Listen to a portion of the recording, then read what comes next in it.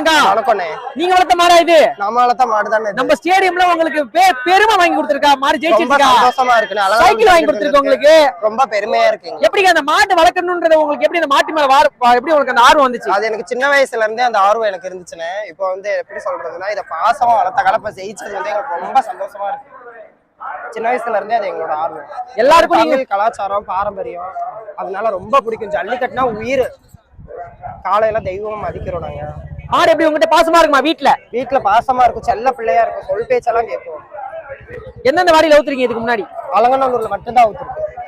உலகத்துக்கே நீங்க வந்து ஒரு முன்னுதாரணம். மாடு வளர்க்கறதுக்கு இந்த அளவுக்கு ஆர்வமா இருக்கீங்களா, அதுவே பெரிய விஷயம். வாழ்த்துக்கள். சைக்கிள் வாங்கி கொடுத்துருக்கு. ரொம்ப நன்றி. வாழ்த்துக்கள். பரிவட்டம் கட்டிட்டீங்க, அழகா இருக்கு, பிரம்மாண்டமா இருக்கு. என்ன ஊருக்கா நீங்க? மதுரை மாவட்டம் மேலூர் வட்டம். மேலூர் வட்டம். உங்க ஊருக்கே பெருமை. களப்பாறை. உங்களால, உங்க மாட்டால உங்க ஊருக்கே பெருமை. சந்தோஷமா கொண்டாடுங்க.